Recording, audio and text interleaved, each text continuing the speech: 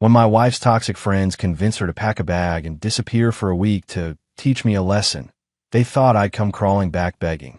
Instead, I picked up the phone and made a call that would turn their little game upside down. While she was celebrating her victory with those bitter women, I was taking action they never saw coming. My name is Miles Doyle. I'm 42 years old, and I've spent the last 15 years building something I thought would last forever. Not just my marriage to Cindy, but also my tire installation business that started as a single shop and grew into a network of 5 locations across our city. I worked my tail off to provide for my family, my wife Cindy, who's 39, our 16-year-old son Dylan, and our 12-year-old daughter Emma. The irony is that success might have been what destroyed us. When I was struggling to get the first shop off the ground, working 16-hour days with grease under my fingernails, Cindy and I were solid. We were a team. She'd bring me dinner at the shop, help with the books, even swept the floor when I was too exhausted to do it myself. But as the business grew and money started flowing in, something shifted. Cindy got a job at the bank downtown, said she wanted her own career, her own identity. I supported that completely. I wanted her to be happy, to have something that was hers. What I didn't expect was that she'd find herself a whole new group of friends who seemed determined to tear apart everything we'd built together. The first time I met Veronica Sterling, I knew she was bad news. She walked into our house like she owned the place, wearing clothes that probably cost more than most people's monthly mortgage payment, perfectly manicured nails, designer purse, and an attitude that screamed entitlement. She was 45, divorced twice, and seemed to take pride in both failures like they were achievements. Veronica had this way of talking to Cindy that made my skin crawl. She'd make these little comments about how Cindy was wasting her potential and how she deserved better than being tied down to a husband and kids. She'd talk about her own divorces like they were victories, bragging about how much money she got from each ex-husband. That should have been my first red flag. Any woman who celebrates destroying marriages shouldn't be welcome in a married woman's life. But Cindy ate it up like gospel truth. The change didn't happen overnight. It was gradual, like watching a slow-motion train wreck. Cindy started staying out later after work, claiming she was having girls' nights with her new friends. She started questioning everything I did, from how I ran my business to how I disciplined our kids. She'd throw around phrases that sounded exactly like things Veronica would say. The tire business was booming, and honestly, that success might have blinded me to what was happening at home. By 2023, I had 5 locations running like clockwork, each one pulling in serious revenue. My original shop on Main Street had become the flagship, but the newer locations in the suburbs were where the real money was. Soccer moms with SUVs, contractors with heavy trucks, they all needed tires, and my shops provided quality service at fair prices. Dylan had started working part-time at the downtown location, learning the business from the ground up just like I did. The kid had good hands and wasn't afraid of hard work. I figured he might take over the business someday, keep the Doyle name going strong. Emma was still focused on school and her soccer team, but she'd come by the shop sometimes, charming customers with that smile that reminded me so much of her mother. That's the thing that hurt the most. Cindy used to smile at me like that. Back when we were starting out, when money was tight and dreams were big, she'd look at me like I could conquer the world. Now, when she looked at me at all, it was with this cold indifference that cut deeper than any argument. The change became obvious during our family dinners. We used to talk about everything: the kids' school activities, business plans, weekend trips. Now Cindy would sit there picking at her food, barely participating in conversations. When she did speak up, it was usually to criticize something I'd done or said. One evening, Dylan was telling us about a college recruiter who'd called about his grades and athletic performance. The kid was excited, talking about maybe getting scholarship to play baseball. I was proud as hell, ready to celebrate. But Cindy just shrugged and said college was expensive and maybe he should consider community college instead. I stared at her in disbelief. This was our son's future we were talking about, and she was acting like his dreams didn't matter. When I pointed out that we could afford to send him wherever he wanted to go, thanks to the business I'd built, she rolled her eyes and muttered something about throwing money around. Later that night, I tried to talk to her about it. I asked Cindy what was really going on, why she seemed so unhappy all the time. She told me I wouldn't understand because I was too focused on work to notice what was happening in our family. According to her, I was neglecting my responsibilities as a husband and father. That stung because I knew it wasn't true. Everything I did was for this family. Every early morning, every late night at the shops, every business decision I made was about giving my wife and kids the best life possible. But somehow, in Cindy's mind, my success had become a failure. I started paying closer attention after that conversation, and what I saw scared me. My wife was becoming a stranger, and I had no idea how to get her back. My mother, Eleanor, had never been one to bite her tongue, and, at 67, she sure wasn't going to start now. She'd been watching the changes in Cindy with the sharp eye of a woman who'd seen her share of life's disappointments. When she asked me to come over for coffee one Saturday morning, I knew something was on her mind. Eleanor Doyle was sitting at her kitchen table, the same one where she'd fed me breakfast for 18 years before I moved out. Her gray hair was perfectly styled, and her blue eyes held that determined look I remembered from my childhood when she had something important to say. "Miles, we need to talk about your wife," she said, not bothering with small talk. I sighed and took a seat across from her. "Mom, please don't start." "Don't start what?" "Caring about my son and grandchildren." Eleanor poured coffee into my favorite mug, the one with World's Best Son, that she'd given me years ago. "I've been watching Cindy, and that woman is not the same person you married." She was right, but hearing it out loud made it real in a way I wasn't ready for. "Marriage has its ups and downs, Mom. You know that." Eleanor snorted. "Ups and downs are one thing. Complete personality changes are another." Last Sunday at church, Cindy barely spoke to anyone. She used to light up the whole congregation with her smile. Now she acts like being there is some kind of punishment. That hit home because I'd noticed it too. Cindy used to love our church community, volunteered for every bake sale and charity drive. Now she complained about having to go, said it was a waste of time. Just last week, she'd rolled her eyes when Pastor Miller asked about her helping with the youth fundraiser. And those friends of hers, Eleanor continued, her voice taking on a sharper edge. That Sterling woman, particularly. I've heard things about her around town, Miles. She's poison, and she's spreading it to your wife. I leaned back in my chair, feeling the weight of everything I've been trying to ignore. What kind of things? The kind that destroy families, my mother said firmly. She brags about her divorces like they're trophies. Takes pride in how much money she got from each husband. Women like that can't stand to see other people happy in marriage because it reminds them of their own failures. Eleanor reached across the table and grabbed my hand with surprising strength. "Son, you need to fight for your family before it's too late. That woman is filling Cindy's head with nonsense, and if you don't put a stop to it, you're going to lose everything you've worked for." The coffee grew cold as my mother continued, telling me about conversations she'd overheard at the grocery store, warnings from other women in the community about Veronica's influence. It painted a picture I didn't want to see but couldn't ignore anymore. "Your father, God rest his soul, would have put his foot down the first time some troublemaker tried to come between us," Eleanor said. "Sometimes being a good husband means protecting your marriage from people who want to destroy it, even if one of those people is your own wife." I drove home that day with my mother's words echoing in my head, knowing she was right, but not sure I was ready for the fight that was coming. The confrontation came sooner than I expected.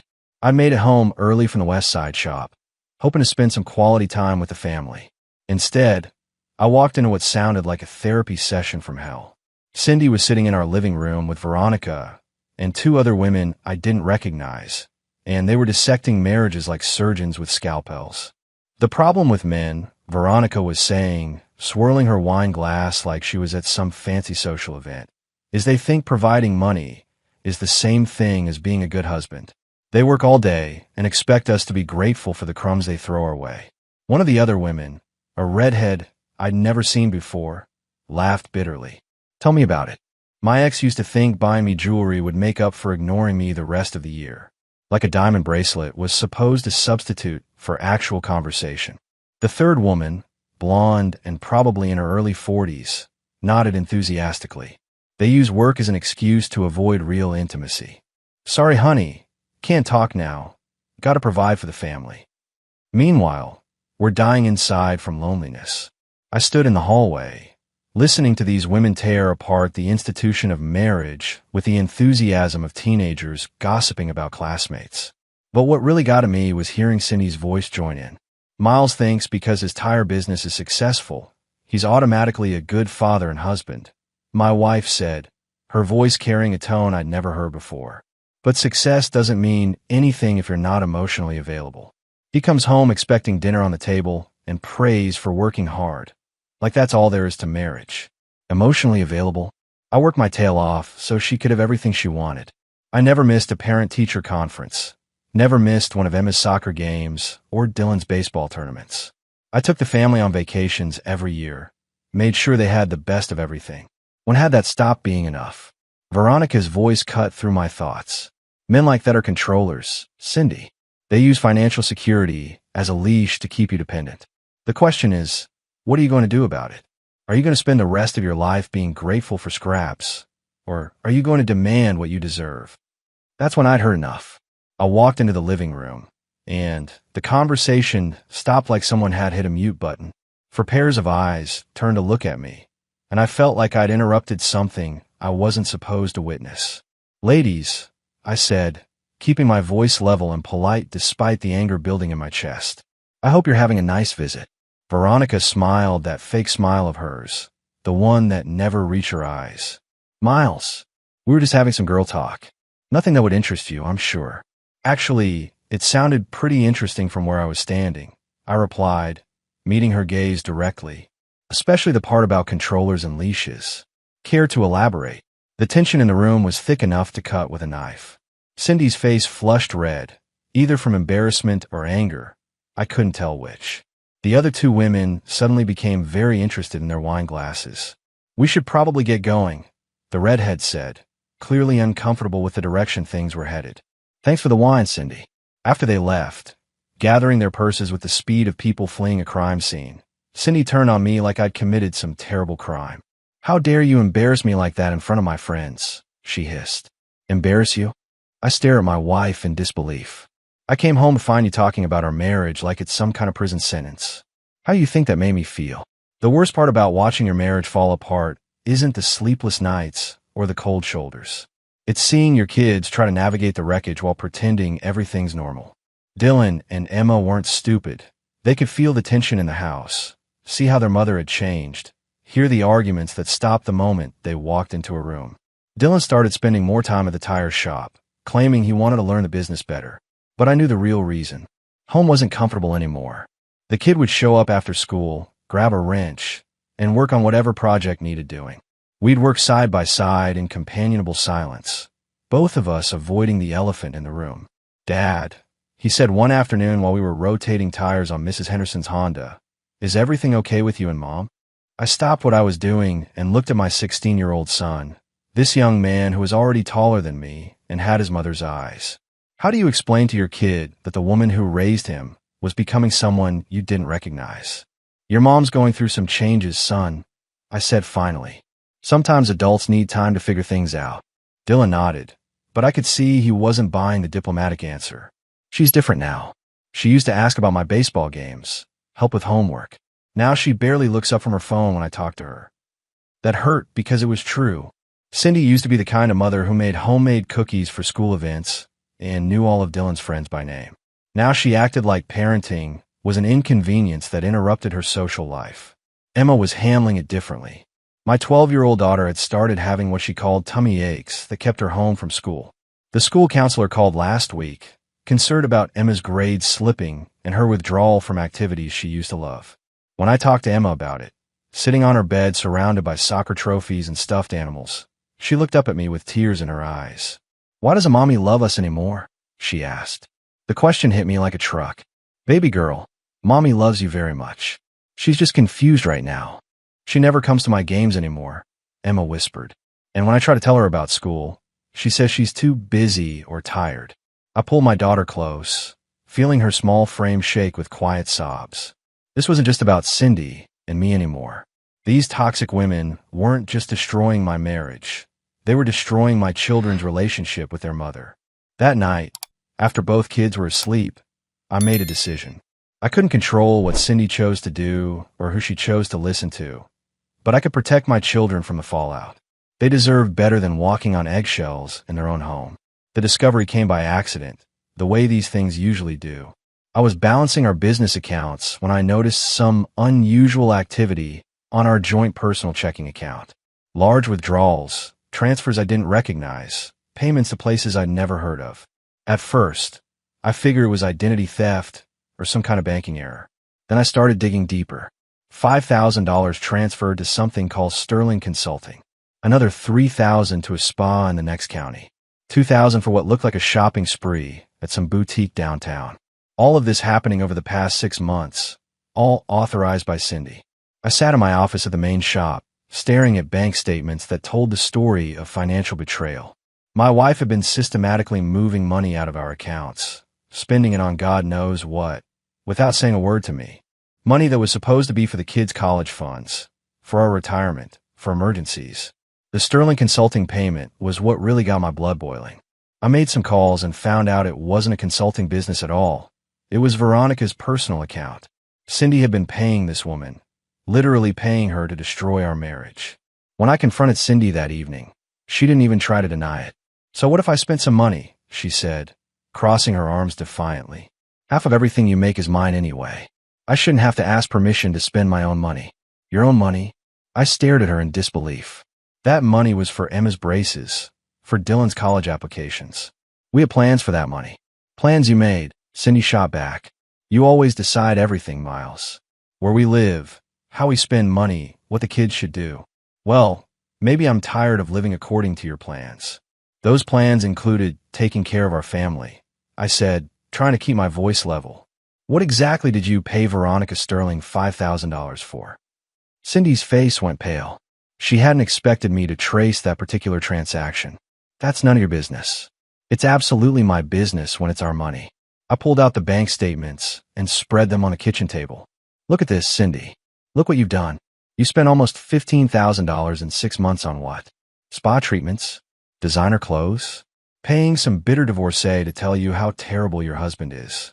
For a moment, I saw something like shame flicker across her face. But then her expression hardened again, and I knew Veronica's poison had sunk too deep. "I deserve those things," she said. "I've sacrificed 20 years of my life for this family. If I want to spend some money on myself for once, that's my right." That's when I knew our marriage was beyond saving. The woman I'd married would never have stolen money from her children's future to fund her midlife crisis. I should have known something was brewing when Cindy started packing a bag on that Tuesday morning.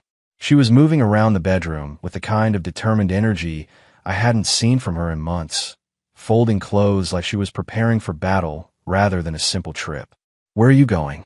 I asked, watching her stuff toiletries into a small travel case. Cindy didn't look up from her packing. "I'm going to stay with Veronica for a while. We both need some time to think about what we really want from this marriage. We both need time." I stood there in my work clothes, coffee mug in hand, trying to process what I was hearing. I'm not the one who's been stealing money and bad-mouthing our family to a group of bitter, divorced women. That got her attention. She straightened up and fixed me with a look that could have frozen hell over. "This is exactly what I'm talking about, Miles," she said, zipping up the bag with sharp, angry motions. "You always have to be right. You always have to be the victim. Well, maybe it's time you learn what it feels like to be alone for a while." I set my coffee down on the dresser, feeling something cold and final settling in my chest. "So this is what your friends advised? Pack a bag and leave your family to teach your husband a lesson." "My friends told me I deserve better than this," Cindy shot back. "They told me that if I disappear for a week, you'll realize how much you need me and start treating me with the respect I deserve." There it was. My wife's bad friends had told her to leave for a week to teach me a lesson, just like my mother had warned me they would. These women had turned abandoning your family into some kind of power play. "And if I don't come crawling back, begging you to return?" I asked, keeping my voice steady. Cindy's confidence faltered for just a second, but then she lifted her chin defiantly. "Then I guess we'll both know where we stand." She grabbed her bag and headed for the bedroom door, pausing only to deliver what she clearly thought was her killing blow. "Dylan and Emma are going to stay with your mother while I'm gone," she said. "I've already arranged it. That way you can focus on thinking about what you've done wrong without any distractions." I watched my wife walk out of her bedroom, heard her footsteps on the stairs, listened to the front door slam behind her. Then I sat down on the edge of the bed we'd shared for 15 years and tried to figure out how everything had gone so wrong. But as I sat there, something interesting happened. Instead of the panic or desperation Cindy and her friends probably expected, I felt something else entirely. Relief. For the first time in months, the house was quiet. The tension was gone. The constant walking on eggshells was over. Maybe this week apart would teach someone a lesson, all right. Just not the lesson Cindy was expecting. After Cindy left, I called my mother to let her know the kids would be coming to stay with her. Eleanor's voice was grim, but unsurprised when I explained the situation. "I told you this was coming, son," she said. "That woman thinks she can manipulate you like she's been manipulating everyone else. What are you going to do about it?" I looked around the house that suddenly felt different without Cindy's presence. Cleaner somehow. Less toxic. "I'm going to call a lawyer, Mom." There was a pause on the other end of the line. "Are you sure that's what you want?" "I'm sure it's what I need to do," I replied. Cindy made her choice when she decided to let her friends turn her against her own family. If she wants to play games, she's about to learn that I don't play games when it comes to protecting my children. After I hung up with my mother, I sat in my home office and did something I never thought I'd have to do. I started researching divorce attorneys in our area. The irony wasn't lost on me. While Cindy was probably celebrating her freedom at Veronica's house, I was taking steps to make that freedom permanent. The law firm of Bradley and Associates had good reviews and a solid reputation for handling complex divorces involving business assets. I made an appointment for that same afternoon, figuring if I was going to do this, I might as well do it right. James Bradley was a man in his 50s, with gray hair and the kind of calm demeanor that suggested he'd seen every variation of marital disaster imaginable. His office was lined with law books and family photos, the kind of place that inspired confidence in people facing the worst days of their lives. "Tell me about your situation, Miles," he said, leaning back in his leather chair. I laid out the whole story: Cindy's transformation, the toxic friends, the financial betrayal, and finally this morning's ultimatum. Bradley listened without interruption, occasionally making notes on a legal pad. "How many business locations do you have?" he asked when I finished. 5 tire installation centers, all profitable. The business is worth about $2 million, maybe more. Bradley nodded. "And your wife has been systematically moving money out of your accounts. Nearly $15,000 over 6 months, that I know of. We can work with this," he said, his tone becoming more businesslike. "In cases involving financial misconduct and abandonment of the family home, Virginia courts tend to be sympathetic to the wronged spouse, especially when children are involved." I signed a retainer agreement that afternoon. As I walked out of Bradley's office with divorce papers in my briefcase, I felt something I hadn't experienced in months: control. For the first time since this nightmare began, I was the one taking action instead of just reacting to Cindy's increasingly erratic behavior. My wife's friends had told her to leave for a week to teach me a lesson. Well, they were about to learn what happens when you mess with a man who's had enough of their games. On Friday afternoon, exactly 5 days after Cindy left, she came back. I was in my home office, reviewing the divorce papers Bradley had prepared, when I heard her key in the front door. The sound of her heels clicking across the hardwood floor echoed through the house like gunshots. She appeared in the doorway of my office, looking like she expected me to jump up and embrace her with relief. Instead, I stayed seated at my desk, watching her with the detached interest you might show a stranger. "I'm back," she announced, like this was some kind of gift she was bestowing on me. "I can see that," I replied, closing the folder containing the divorce documents. "How was your vacation?" The casual tone in my voice seemed to throw her off balance. She'd probably expected tears, apologies, maybe some desperate speech about how much I'd missed her. "It wasn't a vacation, Miles," she said, her voice taking on that sharp edge I'd grown to dislike. "It was time for both of us to think about what we really want from this marriage." I leaned back in my chair, studying the woman I'd once thought I'd spend my life with. "And what did you decide you want, Cindy?" "I want things to change," she said, crossing her arms. "I want you to stop taking me for granted. I want you to appreciate what you have before it's too late." That's when I started laughing. Not a happy laugh, but the kind that comes when you realize just how ridiculous a situation has become. "What's so funny?" Cindy demanded. I stood up and walked over to my filing cabinet, pulling out a manila envelope. "What's funny is that you actually thought this little stunt would work. You thought if you disappeared for a week, I'd come crawling back, begging you to stay. Didn't you miss me at all?" she asked, and for the first time since she'd returned, I heard uncertainty in her voice. "You know what I missed, Cindy? I missed the woman I married. The one who would never have stolen money from her children's future. The one who wouldn't have let a group of bitter divorced women convince her to abandon her family. I handed her the envelope. These are divorce papers. I filed them Wednesday morning, right after you left to teach me that lesson. Cindy's face went white as she opened the envelope. Her hand shook as she read the first page. You're bluffing, she whispered. You wouldn't actually divorce me over this. I'm not bluffing, Cindy. The marriage is over. Your friends got exactly what they wanted, another divorce to add to their collection. She dropped the papers and reached for my arm. Miles, please. We can work this out. I'll stop seeing them. I'll change. But I gently pulled away from her touch. It's too late for that. You made your choice when you chose their poison over our family. The divorce took 8 months to finalize, but those were 8 months of clarity instead of confusion. Cindy fought it at first, tried to claim I was being unreasonable and cruel. But when the financial records came out during discovery, showing exactly how much money she'd stolen and where it had gone, her attorney advised her to settle quickly. I kept the tire business in our house. Cindy got a fair settlement, but nothing like what she would have received if she hadn't been caught stealing from our accounts. The judge was particularly unimpressed with her explanation that the money was for personal growth and self-discovery. Dylan chose to live with me full-time. At 17, he was old enough to make that decision, and he'd seen enough of his mother's behavior to understand what had really happened. He's working at the main shop every day after school now, learning the business from the ground up.